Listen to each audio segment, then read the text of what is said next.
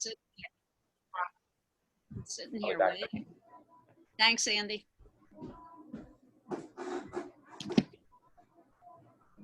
Okay, good morning, everyone. I want to welcome you for the Hoboken Public Library, the world's greatest library, who's allowing us to have these art at home classes during the pandemic. My name is Liz Ndoy, and I am thrilled to welcome you all this morning. You are my loyal students, because I know some people are going on the Culture Club trip. Excuse me, allergies affecting my voice this morning. But some of you are going on the Culture Club trip to the floating island in New York this morning. And I sure get why you would choose to do that. But today for Art at Home, this is our fourth but not final class in which we are honoring people from the LGBTQ community, because June is National LGBTQ Month in the United States. Our artist for today is Robert Rauschenberg. Rauschenberg is interesting because, as far as I know, he never really defined his gender identity. He was married at one point in his life to Susan Weil, and they had one son whom I believe is named Christopher. But for the rest of it, they did divorce, and then for the remainder of his life, Rauschenberg had a few partners, one of whom was Cy Twombly, who is one of my personal favorite artists. So he had partners of various sexual identities, whether Rauschenberg was gay or bisexual, not known to me. Maybe some of you amongst our student group today might know, or if you're interested in researching, that would be awesome. And good morning, Michael, welcome. So Michael, you're not new to us, right? But this is the first time you've been in our class. Thank you for the welcome. Hi, everybody. Oh, you're more than welcome to be here. Usually we do introductions, but if you don't mind, Michael, we're going to skip that today because we have a lot to cover. But you are so awesome to be here on this gorgeous morning when many of us probably would like to be outside walking around. So thank you for being here. Again, Rauschenberg will be our artist of focus. And the way I run every class, we're going to do a little bit of background about Rauschenberg, his history, his life, what kind of art he did, his aesthetic. Then we're going to look at images of his work. And then I'm going to give you your assignment for today, and you will have time to create your own work in the style of Rauschenberg. I do not want you to create a Rauschenberg piece. I don't want you to copy his work, but I'm hoping that you will be inspired by the type of work that he created. Any questions so far? No, awesome. We have a large group today, so thank you all for coming.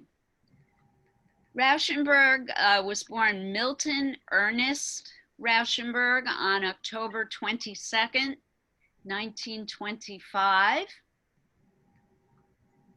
And he died May 12, 2008. He was an American painter and graphic artist. His early works anticipated the pop art movement. He's well known for something called his combines, and we're going to talk more about them in detail because his combines are going to get us started and working today.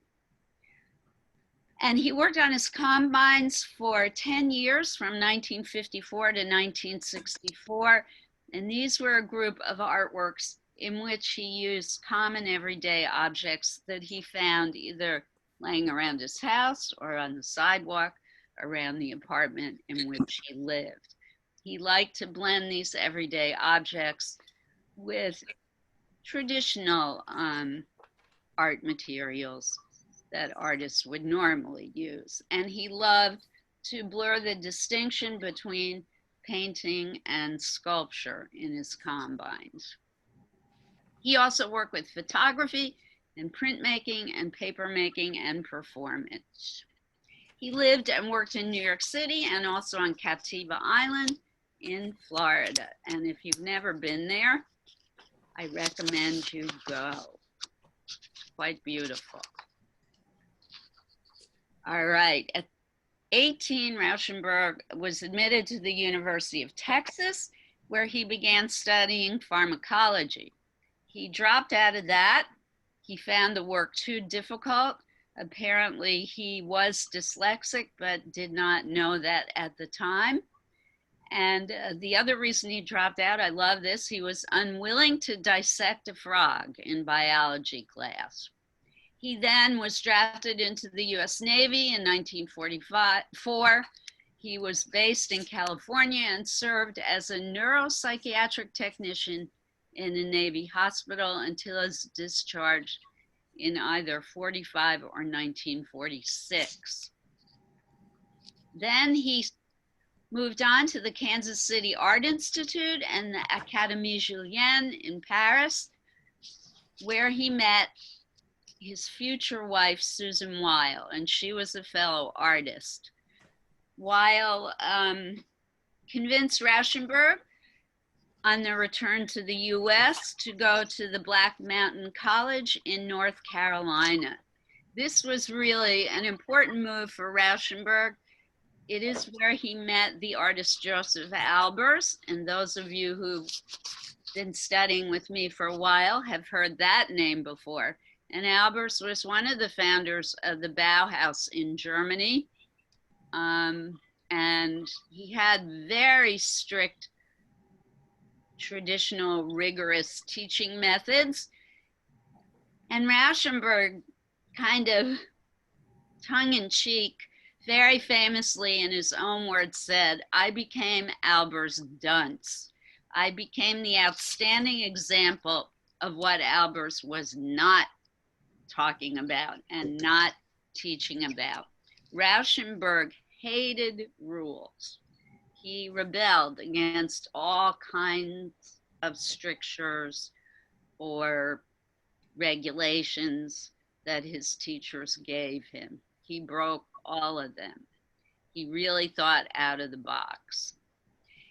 A teacher that really he was more compatible with and who he found more of a home with and a sensibility with was John Cage, the avant-garde composer. He was also at the Black Mountain College, and they formed a bond there.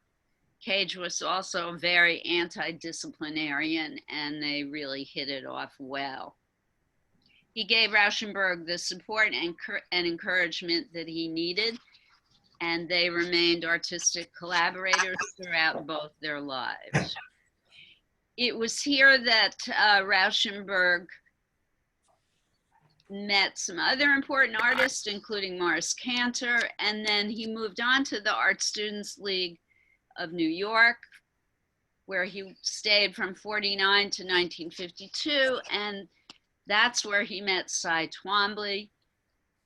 He also married Susan Weil in the summer of 1950, and they moved to a home in Connecticut, the Outer Island in Connecticut.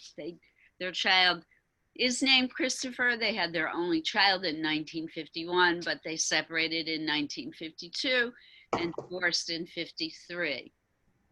Rauschenberg then had romantic relationships with fellow artists Twombly and Jasper Johns. And he married and spent the last 25 years of his life with the artist Darryl Patorf, who also became his assistant. In 1970, he moved to NoHo in Manhattan, and as I mentioned before, he died on May 12th in 2008 on Captiva Island, and he died of heart failure. So Rauschenberg is sometimes called the Neodaughtist, and basically what that means is, again, he took common everyday artists and incorporated them into his artwork. We have in past classes also talked about the artist Duchamp, who was one of the founders of the Dadaist movement, who also took everyday objects and called them art and created art from them. Most famous of Duchamp's pieces is the urinal. Maybe some of you have even seen it. And Rauschenberg and Jasper Johns, are also in that category of neo-Dadaists. So Rauschenberg was trying to explore what he called the gap between art and life. And he felt that these objects that he picked up and found around his home, around his neighborhood in New York City, were the way that he could understand this gap between art and life. Another important era in his work, and this is where I really personally connect with Rauschenberg the most, was during the fall of 1952 and into the spring of 1953. He traveled in Italy and North Africa with Cy Twombly, where they created collages and small sculptures. They were really influenced by cross-cultural expression, particularly after looking at the work that they saw in North Africa and the ancient artwork of the early Etruscans that they saw in Italy. In 1953, Rauschenberg returned to New York City, and this is when he really got hooked on picking up trash around his neighborhood and incorporating it into his work. He also earned a living mainly by designing storefront windows for Tiffany's and Bonwit Taylor. He did it under a pseudonym, but he worked with Jasper Johns and also his wife, Susan Weil. She was still his wife at that point, but they were soon to divorce. Okay. He got a little bit into conceptual art. He bought a painting by Willem de Kooning, and de Kooning knew about this stunt, but he bought the painting in order to erase it because Rauschenberg was exploring the whole concept of art as process, and he thought it would be a huge statement on the process of making art if he could go about erasing it. And de Kooning loved the idea and allowed Rauschenberg to buy the painting and then erase it. That's a little side note that I kind of like. So in 1962, he met Andy Warhol, and Warhol turned him onto the process of silkscreen printing, and Rauschenberg started a whole huge series of silk-screened paintings, which we're going to look at. He's probably most famous for the pieces that he created during this period, and when I show them to you, they're going to be instantly recognizable to you. And that period lasted for quite a while, into the early 70s. And then he started traveling all over the world. This was a really cool part of his life. And that became his life's work. He would travel to different countries. He would learn about the traditions and the cultures of each country. He would make art inspired by what he learned in each country. And then he would hold exhibitions in that particular place, donate art to that country, inspire young artists that he met along the way, and then move on to another country. I think that's so cool.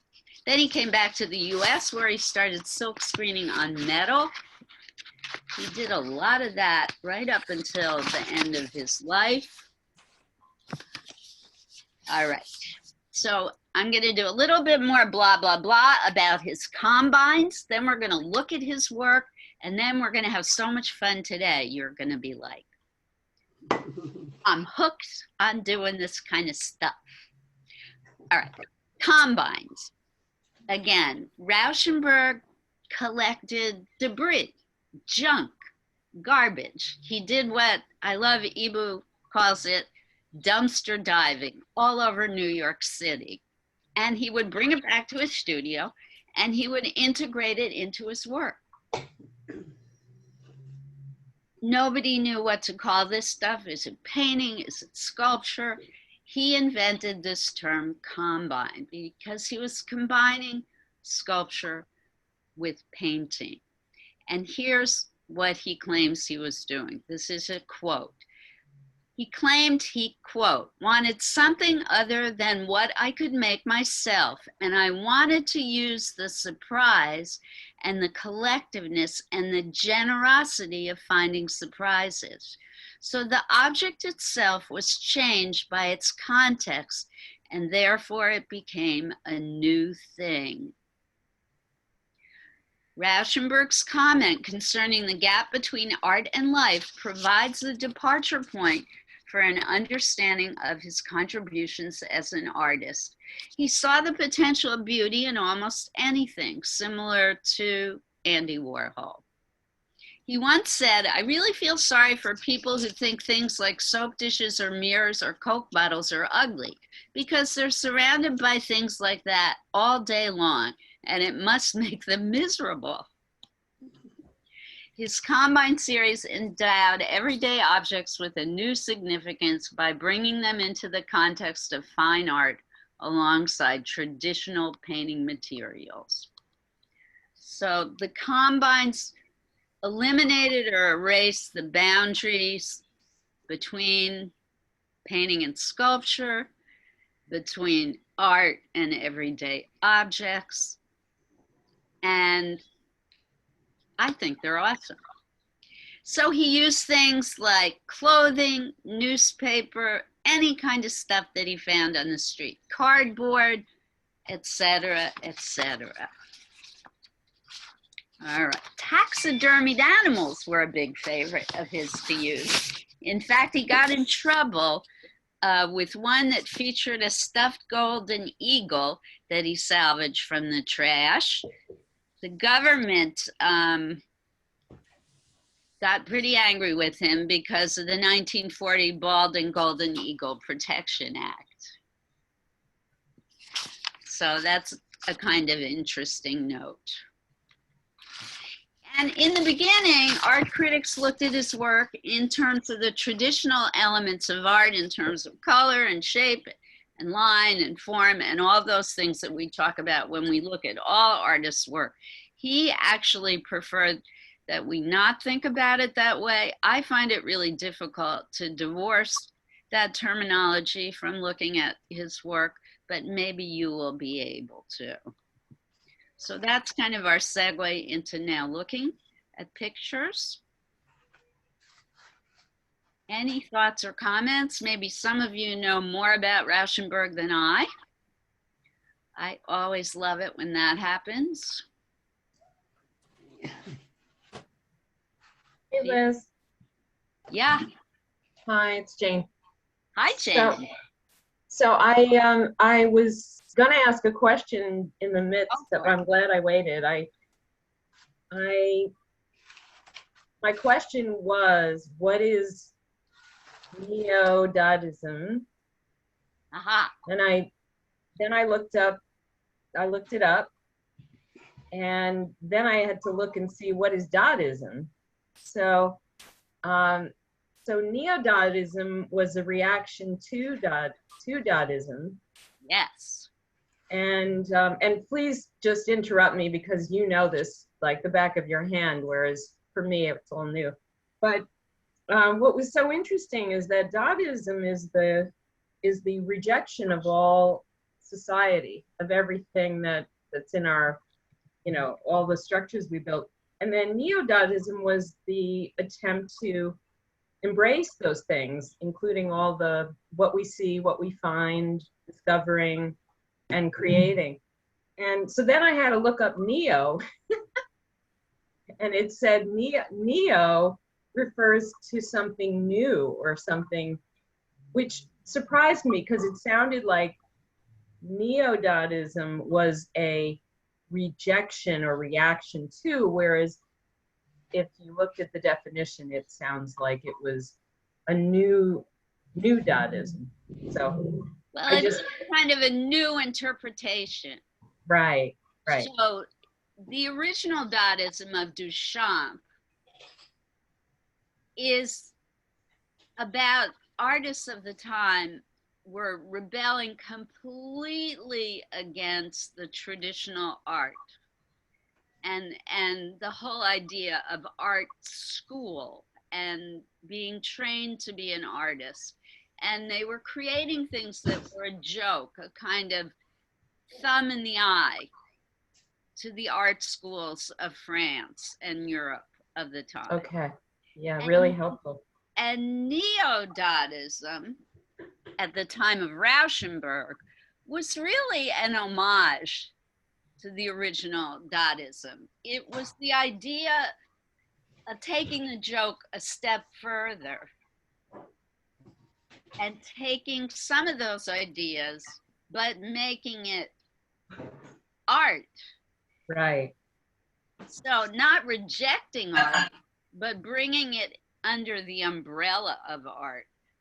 So the original Dadaism was anti-art, but Neo-Dadaism was looking for the cachet of art, I guess you could say, or the acceptance of the art world. Yeah, thank you. That's really helpful. Okay, good. I didn't want to get too much into the philosophical stuff because, you know, our time is limited. But Jane, that's great that you brought all that up. All right, let's look. This is one of the combines, and I want to look at the combine first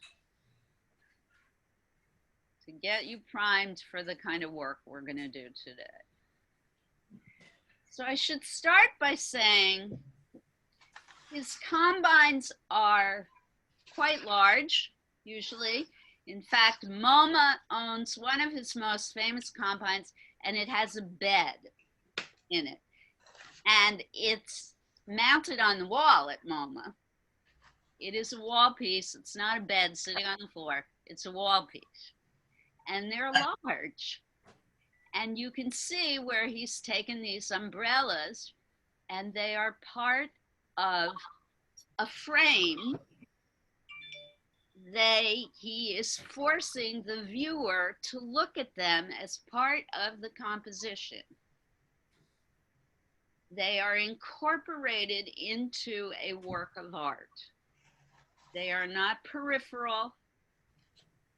They are important to what he is asking us to look at. So the artist, is inviting us to appreciate the everyday as an object of beauty, not something to be overlooked and thrown away, but something to be admired in a sense. And he has chosen where he's placed these objects within the picture frame, and they are mounted on canvas. He's also used old photographs. It looks like old postcards. I don't know if these are actual flags or if he silk screened images of flags. I've never seen this piece up close and in real life. I'm guessing these are probably real flags. Probably the kind of flags we all wave at 4th of July parades or parties. He took them from Jasper. He took them from Jasper. Those of you who don't know Jasper Johns, he has spent quite a lot of his life working on painting the American flag in different ways.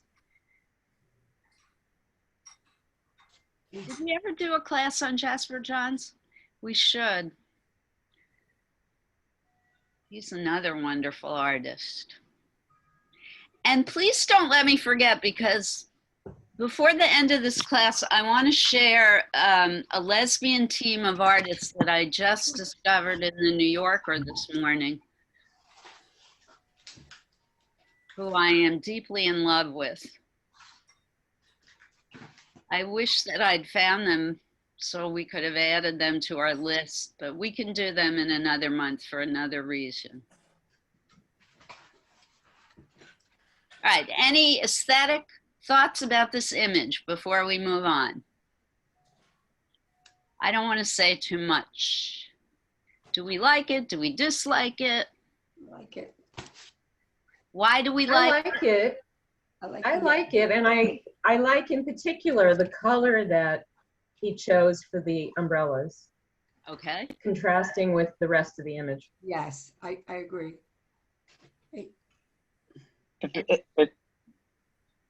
It seems to me, I'm not sure, but what I'm seeing is like the upper half of a corset or something. And I'm like, oh, it's like an American fetishization of what the female form could be. I have no idea, but Why that's what I'm not? seeing. I like it. Could be. You're seeing a corset, you're seeing boobs. So Could be. It could be. I don't know. Oh, for God's sakes, what is this? Why not? Thanks. I love the form of the umbrellas. I think it's, for me, this is kind of, I haven't even mentioned Rauschenberg's political, he did have a political message in many of his images, particularly after he met Warhol and worked with Warhol. But this image has a playful feel for me because of the yellow umbrellas and the kind of circular spinning quality that umbrellas have for me. I like the corset though, that gives it kind of a constricted, maybe the strictures of American society, Michael, you know, yeah. And the central spine of the American flags. Yep, it could be. The restrictions of our laws and many think the apartheid under which we live could be. Nice. I so love what art makes us talk about, where it leads us. All right, let's look at some other images. I'm conscious of time passing.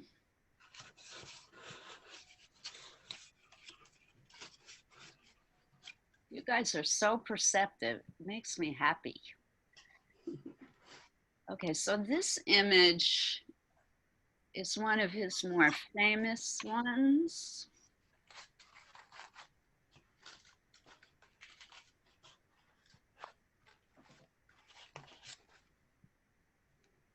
I forgot to start by asking if people had heard of him. Oh, yes. Yes, definitely. Okay, good. What happened? Okay, sorry for the technical, I did something wrong. Let's try again.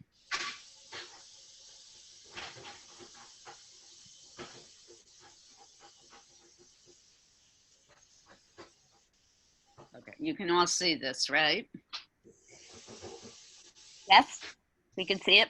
Okay, so this is one of the ones that he started doing after he met Andy Warhol. This is a photo silkscreen on canvas where he was deliberately taking images that he found in magazines and creating silk screens and then printing them on canvas. No one had ever done this before Warhol. This was like a breakthrough in the art world. And Rauschenberg really went whole hog with it, particularly during the 60s and the anti-war period. and the civil rights period. Thank you, John.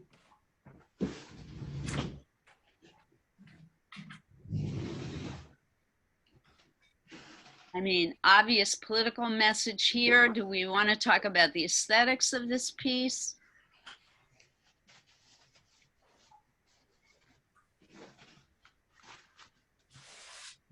So this is not collage. This is not where he took old magazine photos and cut them out and glued them down. This is where he silk screened directly onto the canvas images that he found and liked. I love the combination of the red and green. To me, that's always a very powerful choice to make compositionally. It's very, for me, when I look at Rauschenberg, it's always difficult to divorce the power of the image from the overall picture. This photo silkscreen painting, whatever you choose to call it, is enormous. It's huge. I don't know the exact dimensions, but they are mural-sized pieces that he created.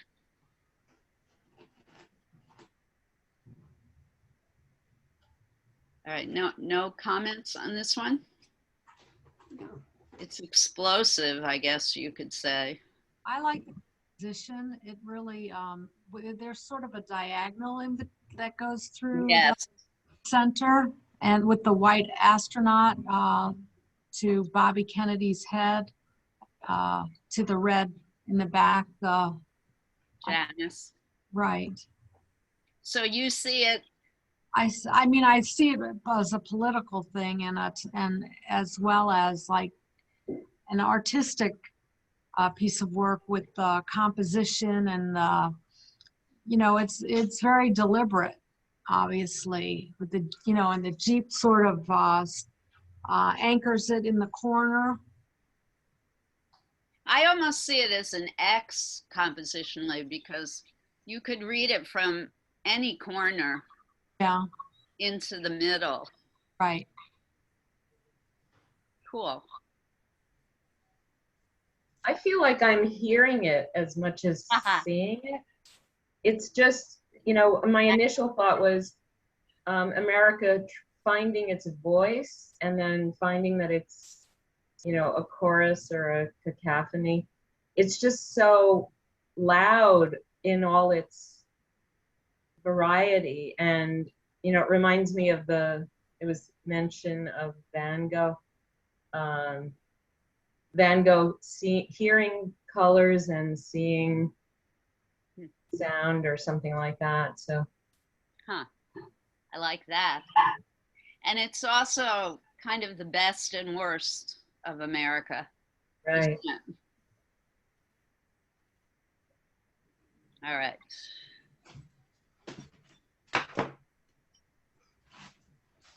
Couple more images. We're already at 10:30. Okay, this is arguably his most famous piece. I believe MoMA owns this image as well.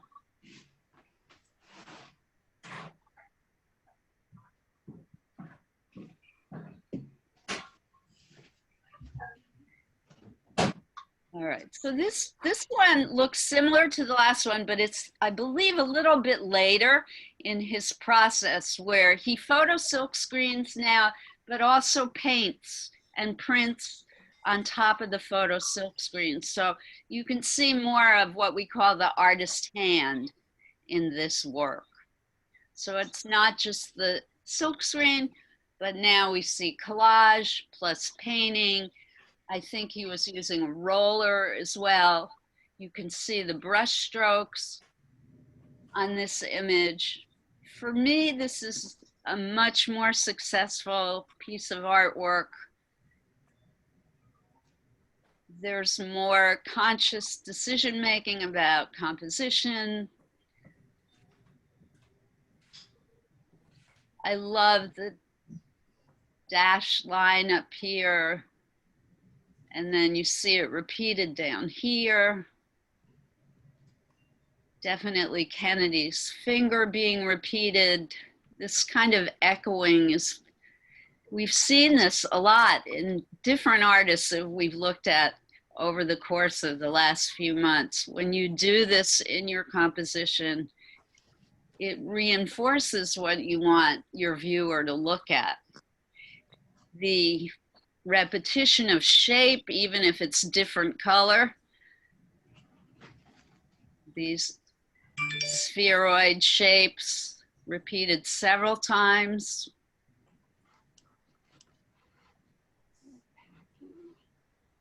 I love that so much he's a product of his time, Rauschenberg, an observer of the time in which he lived.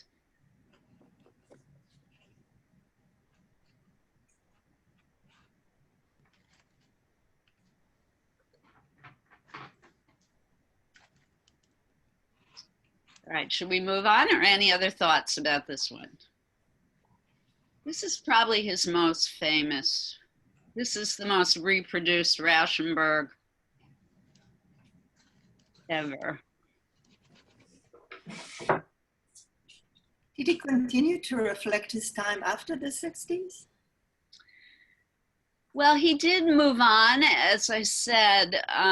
He started traveling, Nomi, all over the world and started doing these culturally influenced pieces. I don't think he ever lost his interest in what was going on around him politically, though. So that's a good question. I would invite you to look into that further. I will. Thanks.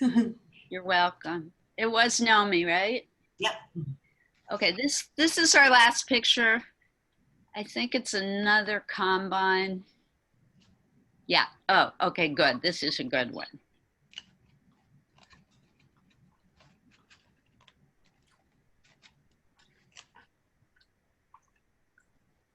This is a perfect one to look at for our final. So this is a picture of him, for those of you who might be curious about what he personally looked at, plus one of his floor combines. You could see he was pretty far-ranging in what he used in his work. Is this a painting? Is it a sculpture? Is it art? I believe it is. Not very much color in this piece. It's definitely junk. It's definitely old and trash, and he's elevated it to a different plane completely and totally. And why not? I believe there's beauty in everything we see every day around us. If I could comment, it's a lily. It's almost a performance piece. And we didn't even get into talking about his performance art, so thank you. Yeah, it is almost a performance piece. Why, Lily? Why do you say that? Because there's a sense of engagement. Like you have to walk around it. Like, you know, you're really kind of like, what the heck is going on?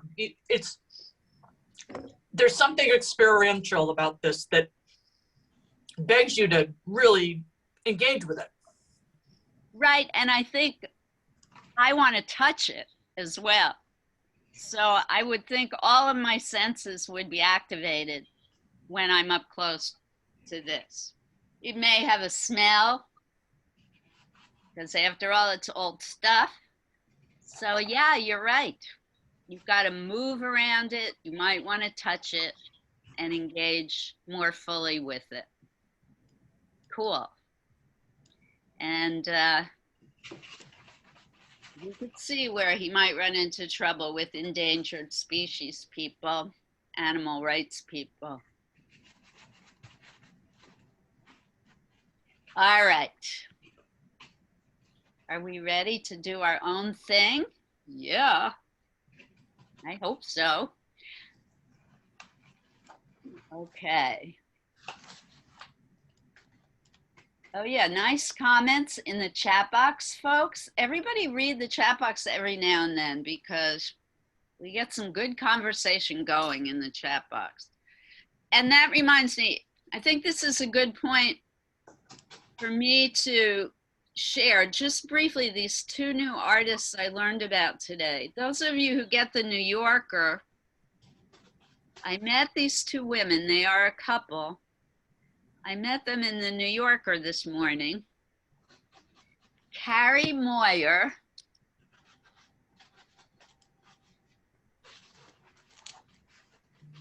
Oh, wait. So some of these comments weren't shared with everyone. Oh, that's too bad. But I'm going to share with everyone now. Carrie Moyer. I want you folks to look these two women up because you're going to love their work. Carrie Moyer and Sheila.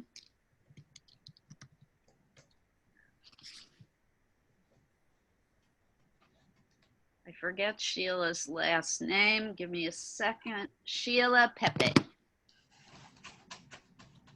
Those of you who are fiber artists, you are going to love their work. Lily, thinking of you. So we will look into their work in another class. But for now, if you have a second, Google them and check them out.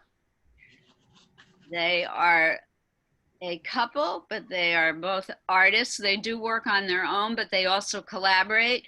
If you go to the Mad Museum of Art in New York City, the Museum of Art and Design, they are having a show there at the moment. Carrie Moyer and Sheila Pepe. Okay. Today, here's what we're going to do. I think those of you who got emails from me, and Michael, if you want to be on my email list, you can just email me. You don't have to share your email with everyone, but you can put your email in the chat box just to me, and I will add you to our email list. But those of you who I emailed during the weekend, you should have gotten the materials list, but I'm going to repeat it now. We are going to make our own combines. Here's the things that you can use. If you have a small box of any kind, could be metal, it could be wooden, it could be a cardboard box. If you got a delivery during the pandemic and you saved the box, if you have a cereal box, a shoe box, any kind of cardboard box will work. You may want to use paints. You will need glue or a hot glue gun. Any kinds of fibers that you have, little bits of stuff that you have laying around the house, shells, buttons, bits of fabric. What else? Just things that you have laying around that you don't pay too much attention to. I invite you to look for that kind of stuff today and re-examine them and see if they might be a source of art inspiration for you. Broken bits of dolls or toys would work. Old discarded costume jewelry. You'll need scissors. You might need drawing equipment. Sharpies would come in handy. Scraps of paper. You might want to have sketch paper to sketch out ideas first. Old magazines would be useful. And I think that about covers it. You might want to use tape. A stapler might be useful as well. And a hole punch might be helpful. And that's our materials for today. So gather up your stuff. I'm going to show you the combine that I've started working on. And then you have almost a full hour to have at it. I hear people kind of scrabbling around. I think some people have already started working, and that's cool. And some ground rules while you're at work. I do ask that you mute yourselves. Many artists need quiet in order to create, and sometimes just using your scissors on cardboard may be a noise that distracts.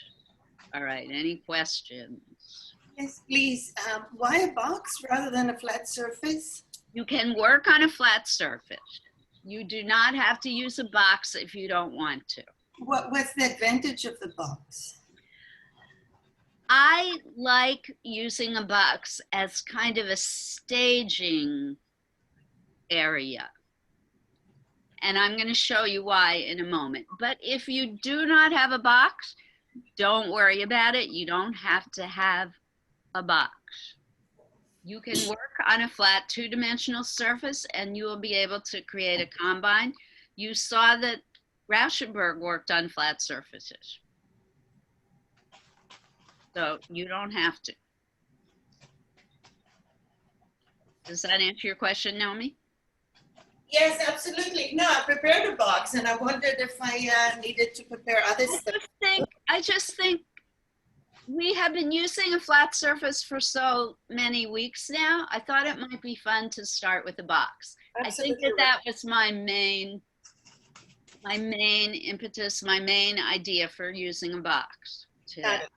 Thank You do not have to. Don't stress if you don't have a box. you. Prepared one.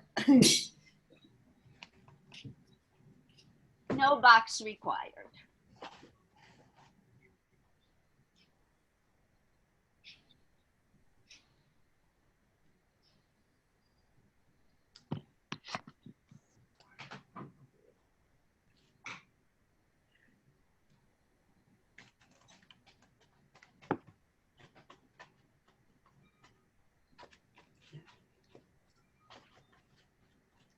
So I'll give everybody a couple of minutes to gather up their tools, and then I'm gonna show you a few things that will also prime the pump for you for ideas.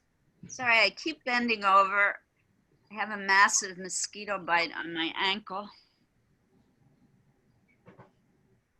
First one of the summer. Oh, great. Michael, I've got your email address. Terrific. I will add you to my list.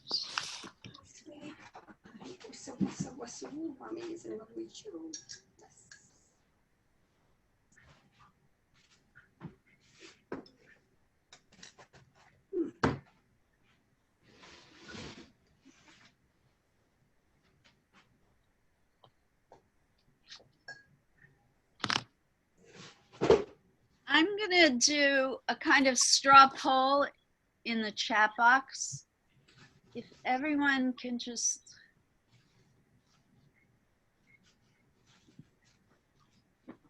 give me a second in the chat box to answer this question.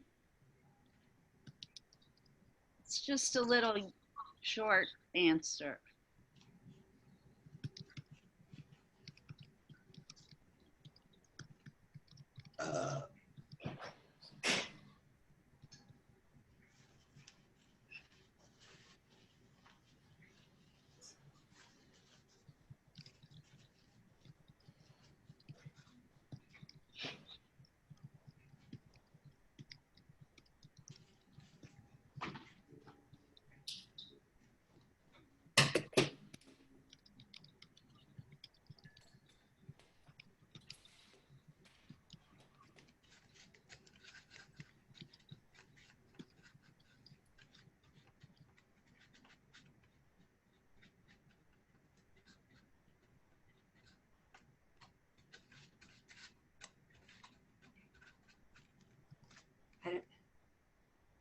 I don't see anything.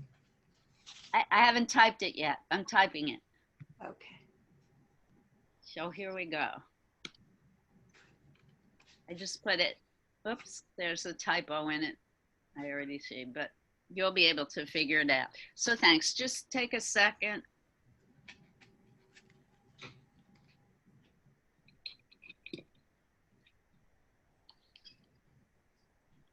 To let me know if you can.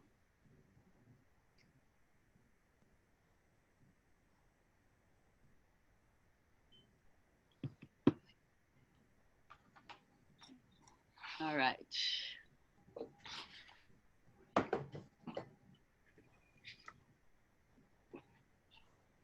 Give everybody a minute to do that. Or, you know, I'm not going to do that. You can answer the question at any time during the class. But first, I want to show you some examples of what you can do with boxes. This one is kind of hard to see. Let me lift my laptop. That might make it easier.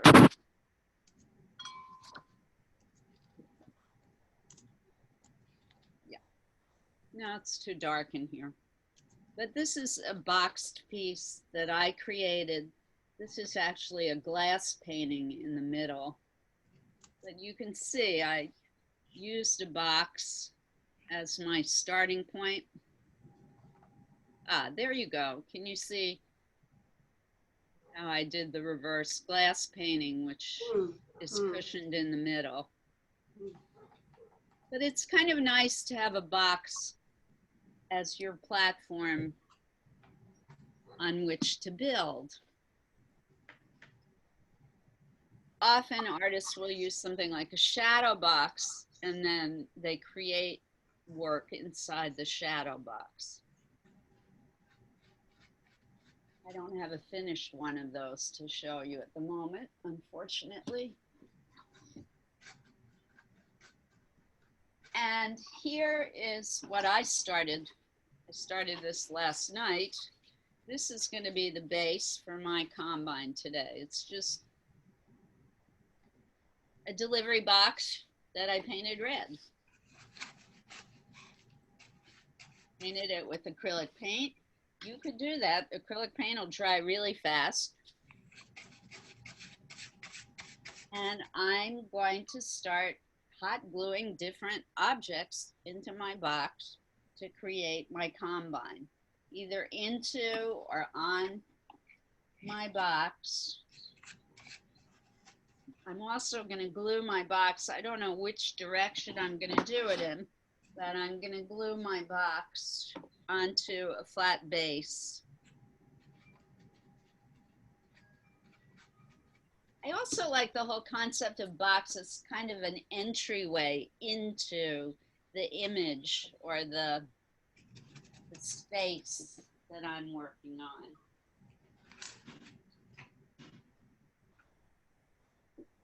So my first step today is to glue it to the flat surface. And you might want to do that with your box as well.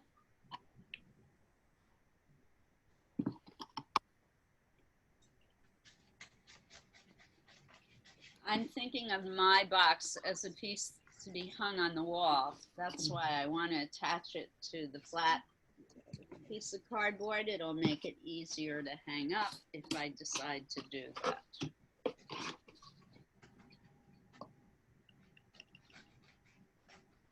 And as always, please do not copy me.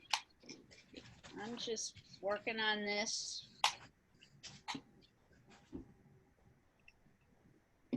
as inspiration for you all.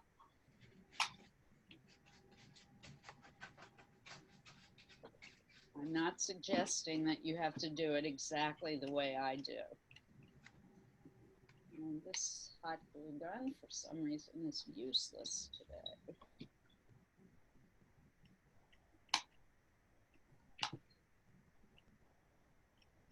All right, thank you for anyone who's putting input into the chat box. Thanks.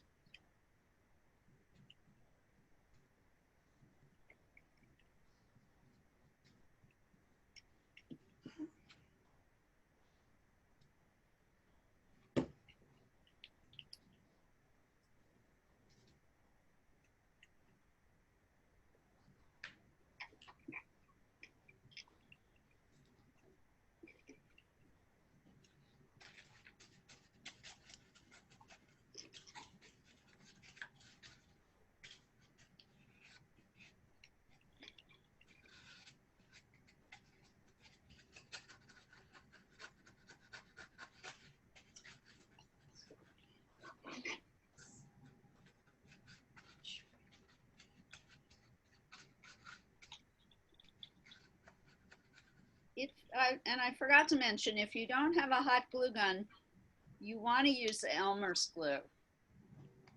anytime you're gluing 3D objects, the white Elmer's glue is the best, or this kind of wood glue that you can get in the hardware store is better than glue sticks. Glue sticks are good for paper to paper.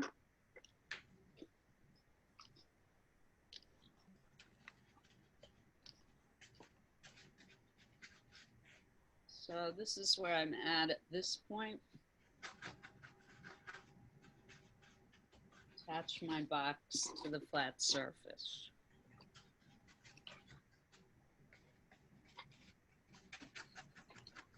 Although it's not sticking, I'm going to try and staple it.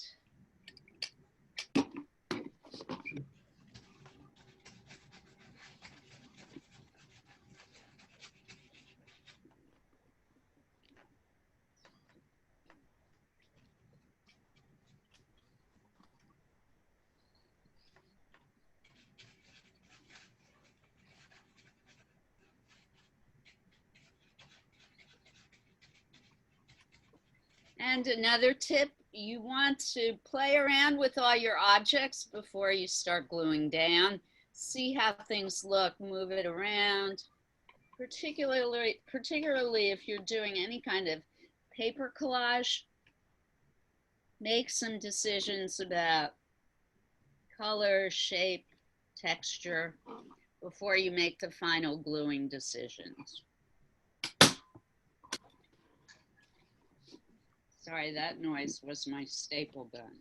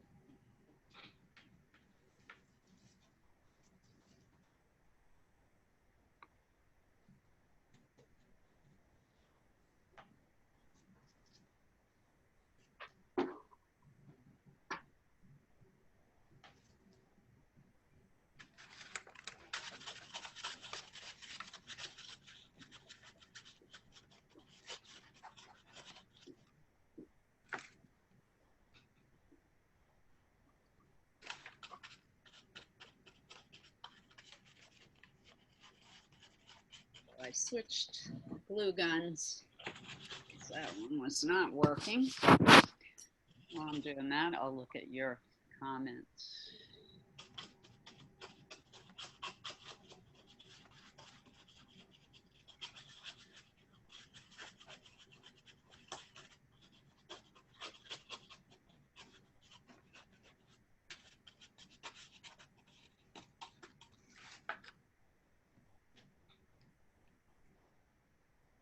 It's really weird.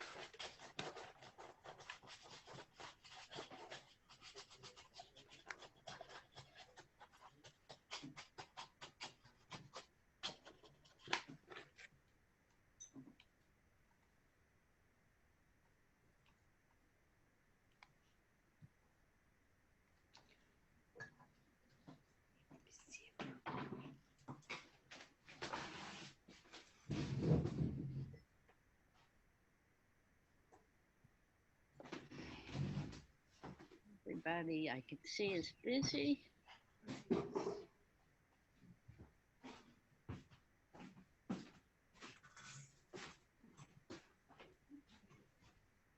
So for those of you who took class with me yesterday, this is very similar to the assemblage work that we were doing. Similar, but a little bit different.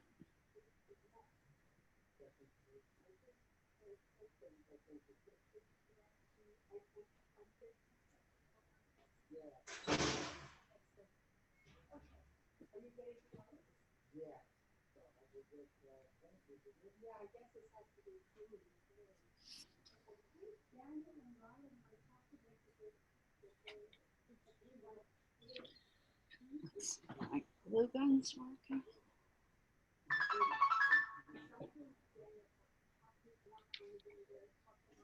Don't forget to mute, guys. This glue gun doesn't work either.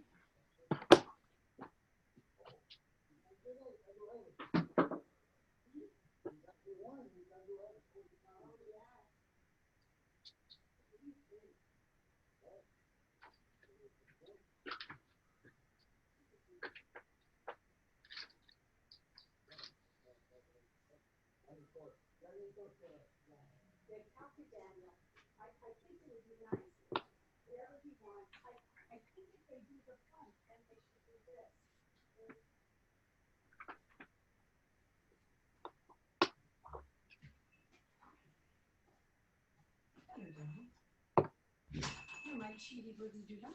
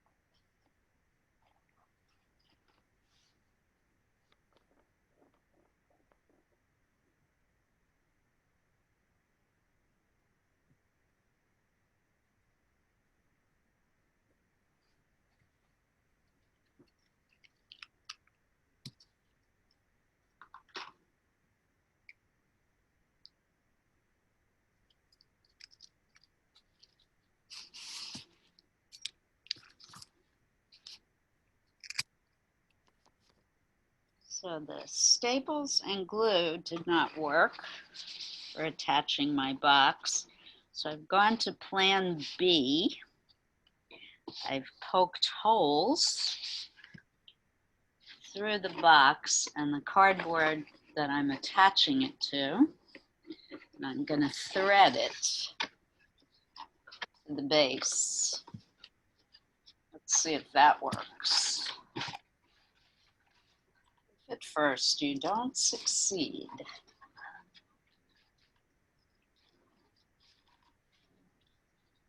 now the interesting thing about doing it this way, I'll also have a loop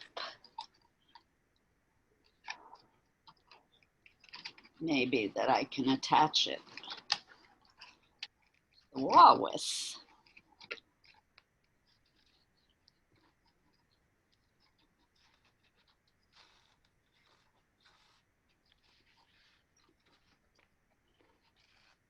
See how that looks.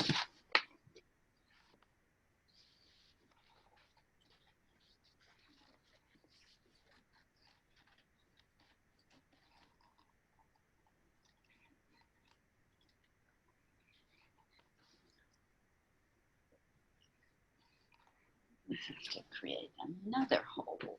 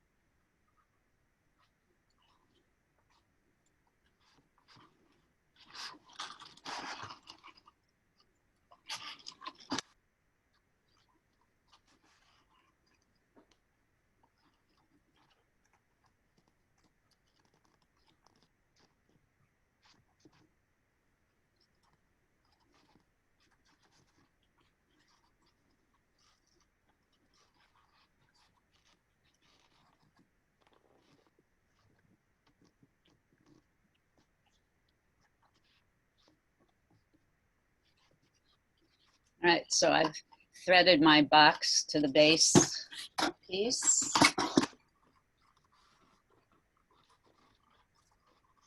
Much more securely attached now.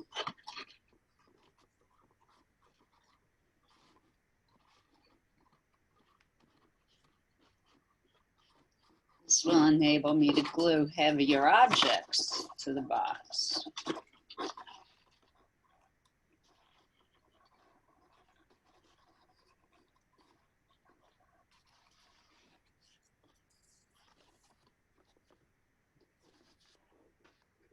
Which is another plus.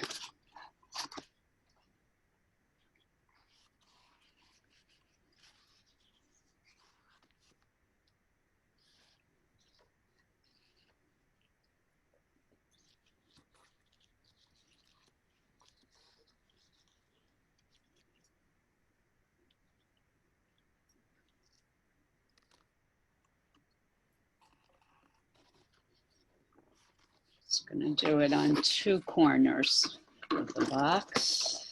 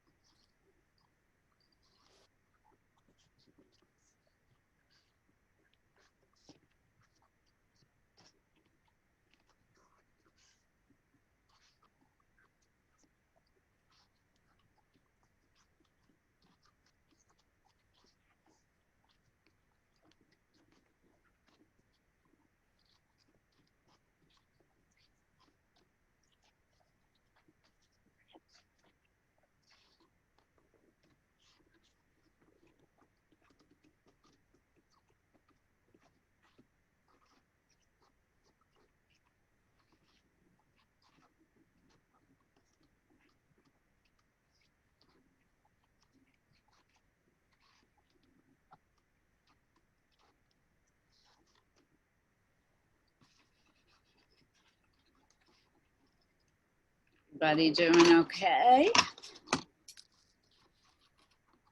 Like you're really busy.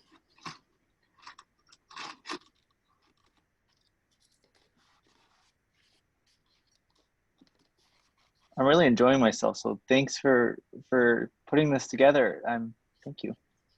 Wonderful, Michael. And at the end, we have some sharing. So I hope you stay with us. And I hope when we do sharing, I hope you'll share, because we don't do critiques. We just offer each other advice.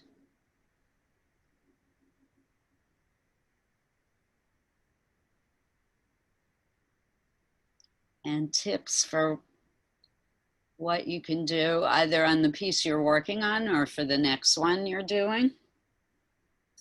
So please stay with us. We still have 30 minutes to go.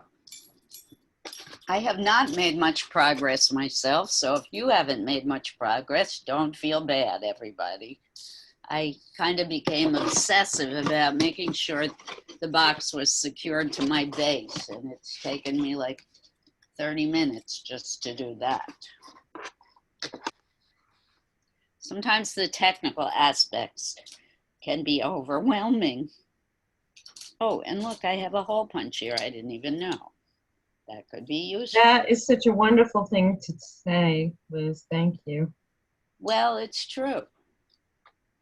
It's true. And it's technical things can be as simple as, what am I going to use to poke the hole with? And you might not have the exact tool required for doing any given job, or you have it, but you can't find it. All that's part of the artistic process, no matter who you are, how experienced you are, or how many frigging assistants you may have. Well, in my case, it's more leaving time for whatever inspiration is going to come, and if it's not coming right this minute, then don't beat myself up about it. Good. Yeah. Everything takes time, and everybody works at a different speed, so don't worry. Just kind of let it go and let it happen. Trite but true words. Okay, let's refocus, everybody.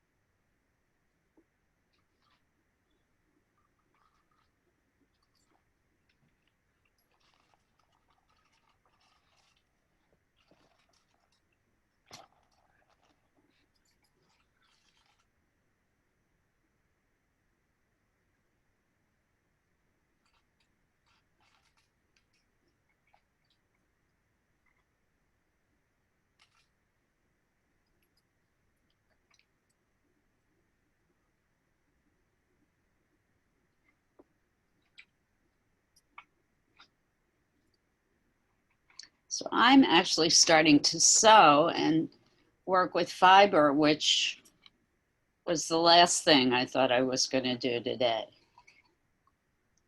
It's incredible where our minds can take us, and it's all good.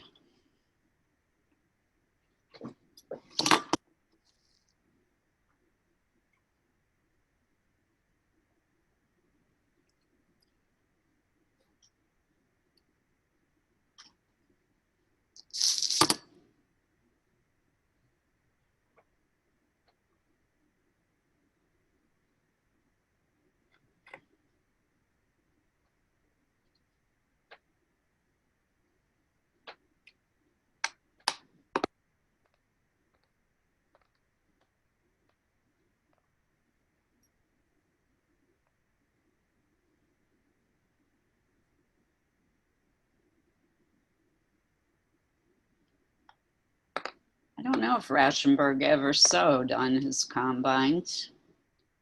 He should have. I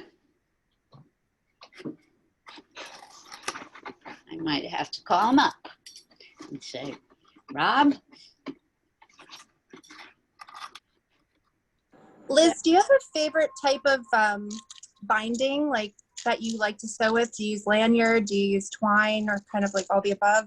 Well, if you're talking about binding for books, I No, like. no, like your canvas or your pieces. I just like this cotton warp thread. Okay. Cotton thread. Got it. That's what I'm using right at the moment. And I'm actually stitching, you probably cannot see. I'm stitching some twine that I've unraveled. I'm stitching it to the box to make sure it stays attached. I'm creating kind of like a curtain thingy. Oh, cool. It is fun. Kind of a hairy curtain.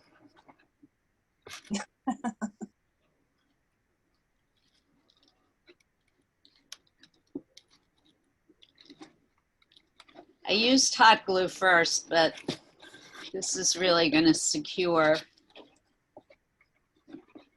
And I think the stitching is going to look beautiful. Those of you who know me well know drawing and then sewing are my two favorite things.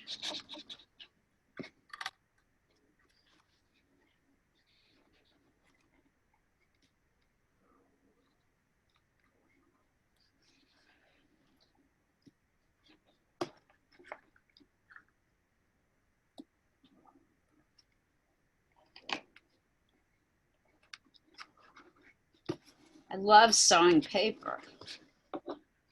There's something really satisfying about sewing through paper for me. I don't know what it is. I like the sound of the needle poking through the paper.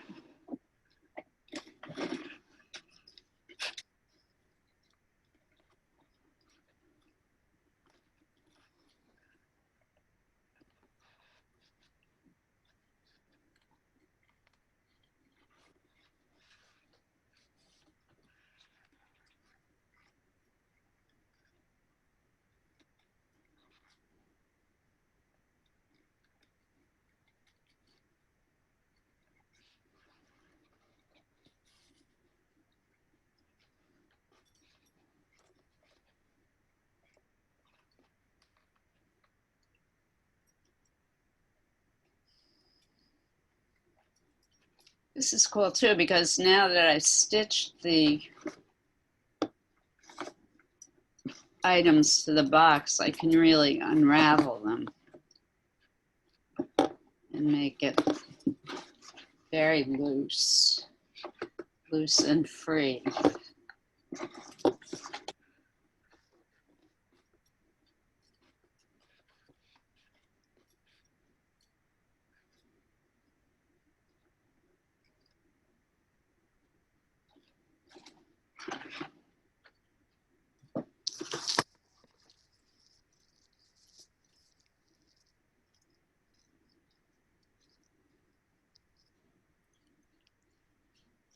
And often I hear you students say, I don't know where I'm going with this. And that's fine. I kind of feel like that myself at the moment. I don't really have an overarching concept with what I'm doing today. I'm playing with the materials, not sure where it's going to end up. And there's nothing wrong with that.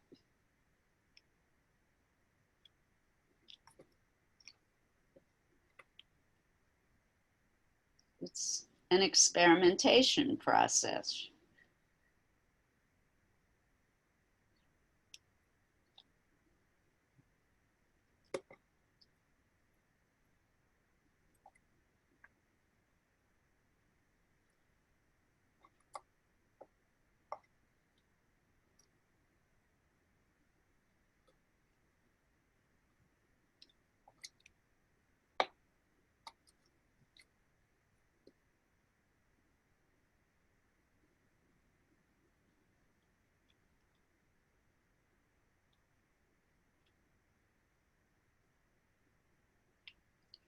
The experimentation can lead to a huge conceptual breakthrough.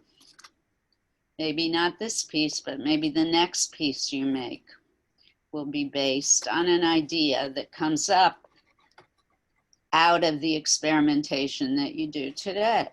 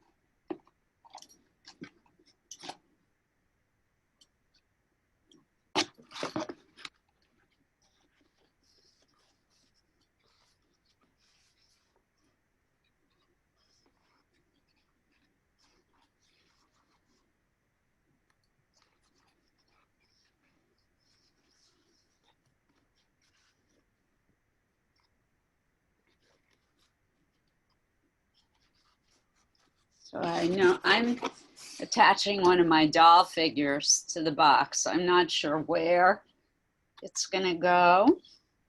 So I'm playing around with placement.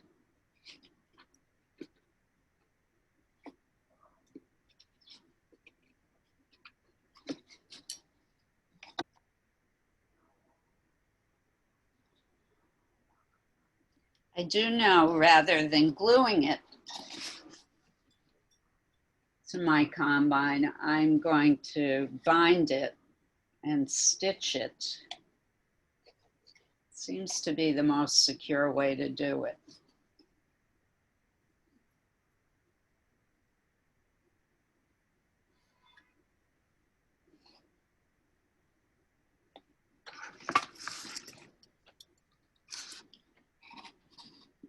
Okay.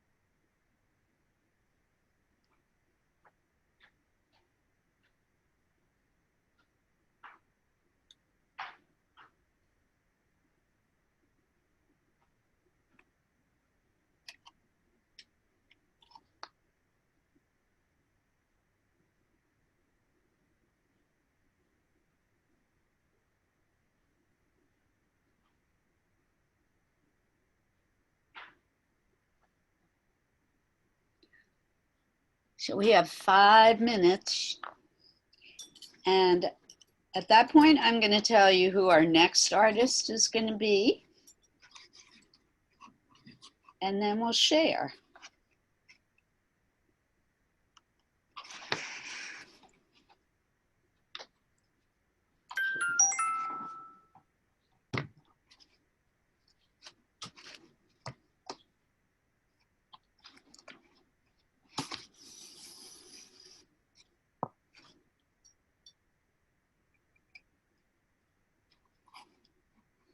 Sharing is optional.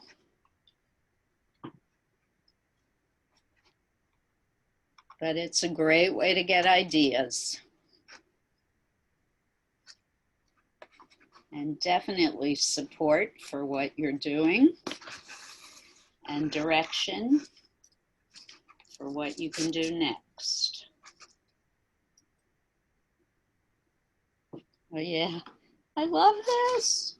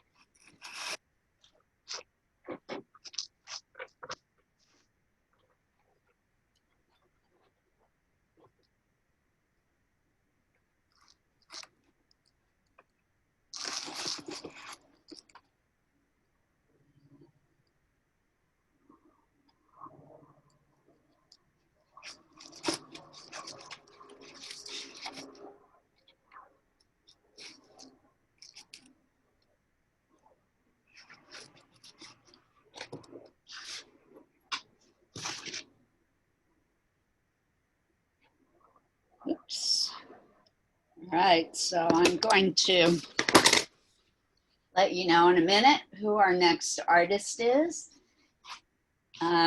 If you want to look up, you can see where I'm at with my project. Again, I haven't gotten very far, but boy, I had fun. So I've stitched my doll figure to the side of the box. I'm creating this wonderful hairy texture here.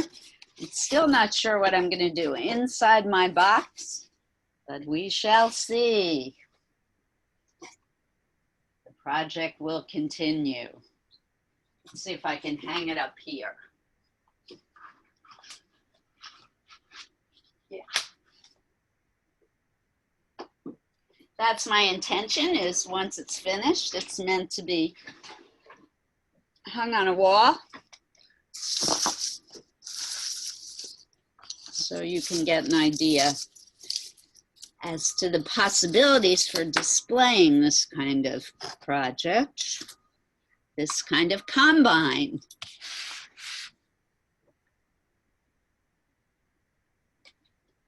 Woohoo! All right. Give me 1 minute to look up our artist for next week. I have to look at my curriculum page.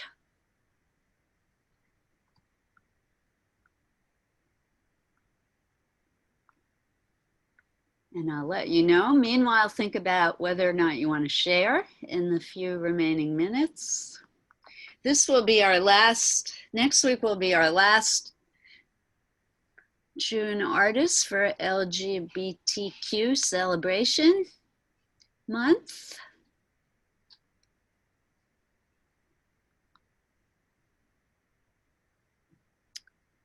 And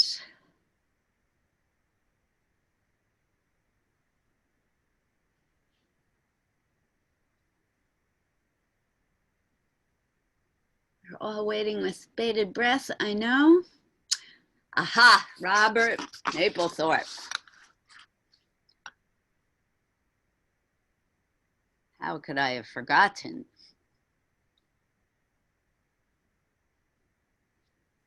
I love Mapplethorpe, love him. So we're doing photography? Well, if you want to do photography, you can. That's kind of difficult to do on Zoom, but if you have photographs, particularly of flowers, since he's very famous for his gorgeous photographs of flowers, I invite you, particularly right at the moment in Hoboken, there's an explosion of summer flowers. Start looking at flowers. Robert, I pronounce it Mapplethorpe. Some people say Mapplethorpe. I just put his name in the chat box for everyone. I will be sending out an email over the weekend or at the latest on Monday with more information about him and the art that we will create in his name. And he's a really good person to end the LGBTQ month with. There has, over the years, been quite a bit of controversy, unfounded, I believe, but a lot of controversy about his work that's really created a lot of discussion, all of which has been useful on the entire subject of what is art and what is appropriate to be shown in public spaces like museums. So he's a great guy to end the month with. All right, who would like to share? Oh, and if you do have a minute to look at my question in the chat box, I did get a few responses. And if not, don't worry about it. I probably will ask the question again in the email that I send out over the weekend. Liz, I don't want to discuss it verbally. I don't want to have it recorded for obvious reasons. Liz, I have had these packing, these came with my Chewy packing boxes. Oh, you want to share, Robin? Hang on. I want to. I'm sorry. I want to spotlight you. No problem. I just want to spotlight you. This is funny. So this is the back of them, and I thought they were like cave dwellers. Love it. So then I decided, well, why don't I'll never use them otherwise, but I'm going to see what would happen if I work in Liz's class and I painted them. And I just think it's an interesting shapes and shadows and so forth. I love it. Now, do you intend for it to be hung, or is it meant to be walked around? Well, I didn't intend too much of anything, but I think that I like this. I like both sides. I think it's interesting, but So then if it's meant to be sculptural and 3D, you don't have to, but I invite you to think about all the sides at once. I love how you colored one side. Do you want to color all the sides, or do you want one side to not be colored the way you have it? Or do you want to introduce more color on all the sides? More color, even though I think it's fascinating, just the shapes. I mean, they were in this box with my Chewy cat food and never seen anything like it before. So nor have I, and they're wonderful, wonderful. Yeah, it's fun. They're all different. They open and close and so forth. So there you go. Everyday common objects that normally you would throw away. Correct, Robin? Excellent. How beautiful, how fascinating they are. Yes. Thank you. Thank you. Love it. Love it, love it. All right, who's next? We have 7 minutes. Heather. Oh yeah, Heather, this is right up your alley. Woo! Wow. Love it. Yeah. A lot going on. Do you want to talk to us about well, your process? Driftwood. Yes. CD. Yes. Wooden man. Rocks and Wooden man. So were they conscious decisions about the things that you chose? What was going through your head? I was playing around just how things looked, and I had like stupid stuff like this that I found on the street that I was maybe going to incorporate, but I just hate this stuff. I was going for, I did magazine pages in there. I was kind of thinking natural and man's destruction of things. And this is wood back here. So that's interesting. You started with an overarching theme, or did that kind of happen as you were going? Well, the thing is, I have a lot of natural things that I pick up off the street. So, that kind of led me, maybe, because that's just what I'm attracted to. Okay. But then, I have CDs around the house. I have, I have tile, pieces of tile. This is tile. I don't know if you can see. I love the shininess of the CD with all the other non-shiny things. For some reason, it works beautifully in this piece. Maybe because it's round and it fits with all the other organic curvy shapes that you have. But it's really cool. Thank you. And if you want to get rid of CDs, guess who could use them in his art? Really? Yeah. Might find some on your doorstep. Well, he'll be really ecstatic. So will you? that's a whole nother story. But he paints on them, so that would be cool, actually. Okay.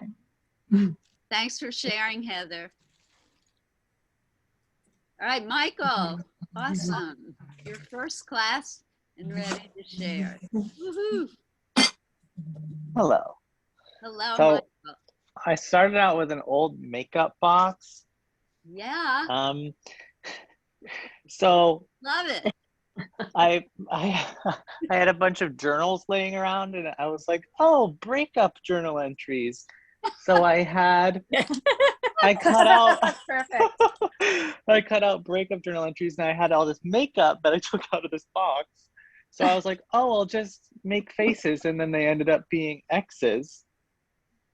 And then I was thinking about, oh, I had a bunch of like discount advertisements, like come here and we'll give you 20% off. And I was thinking about like how people have used confessional art to like make a lot of money, like, you know, pop stars, whatever. And I was like, oh, I'll just use all these shiny things to make a dollar sign.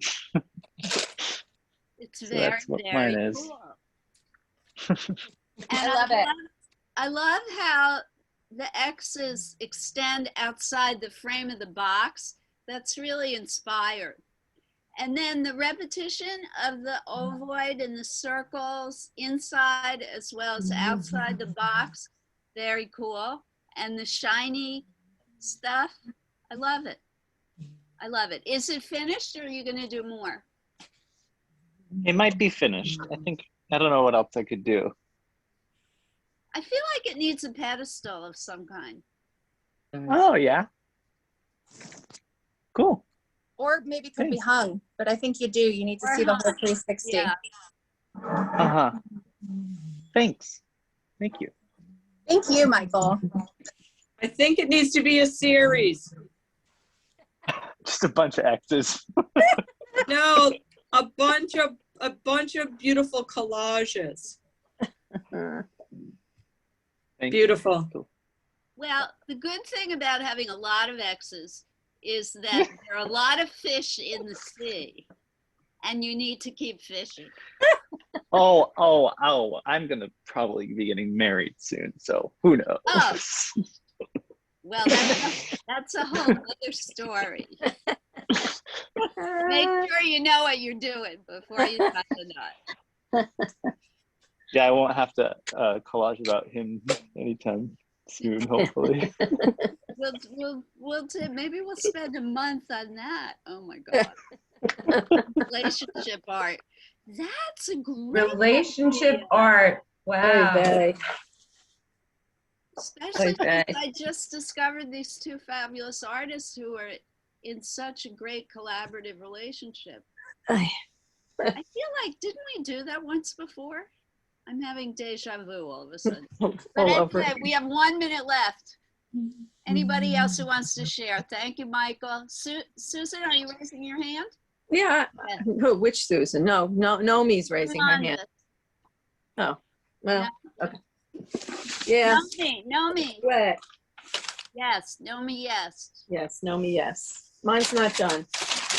Look at this. Whoa. Whoa.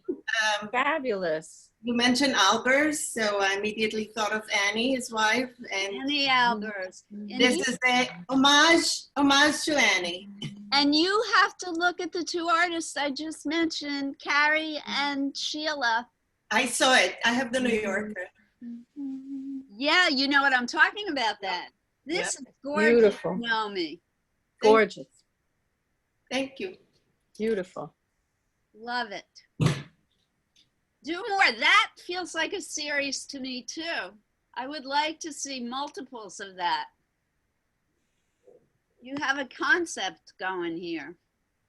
All right, it's 12 noon, everybody. Darn it. I don't know about you, but I felt this was creative on many levels. Conceptually, materials, technique. There was a lot going on in this class. So I am open to sharing at the beginning of the next session, spending less time on Mapplethorpe bio and more time on sharing if you want to bring your work. Can you allow Esty to share for a second? Oh, Esty, where are you? She said no. No. Let's trick her. Oh, okay. Wow. You never disappoint, Esty. Is it did you carve into a piece of styrofoam? That's what that looks like. Gorgeous. It's an old thing that we did with you sometime many years ago when we were alive before. And so I attached it to this yogurt box that I painted. I don't know. You etched Yes. the face into styrofoam, right? It's like a styrofoam. Yeah, but we did it in another class, Yeah, you know, like a print kind of a thing that we did. The monoprint. Yeah. It's a great concept. It needs a pedestal. I feel like it needs something big, solid, and bulky on the bottom. Like, do you have a block of wood or something? No, I don't, but I'm sure you do.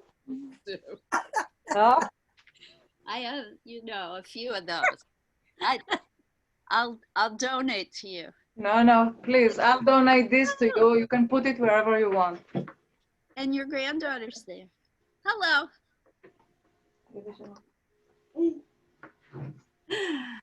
Okay. Okay. So ciao, everybody, and Thank you, Liz. I'm going to ask the question again about what I put in the chat box. All right. Loved working with you all today. Thank you for coming. I will see you next week for our final June class, our final LGBTQ celebration class. Have a great week, everyone. The weather looks like it's going to be fab through the weekend. Thank you, Liz. Get out there, take pictures of flowers in honor of Mapplethorpe. Hi, Thank Andrew. you. Thank you. Thank you for your help, Andrew. Bye, everyone. Thank you for coming. Bye. Jen was here. I didn't even say hi to everybody, but bye. Bye.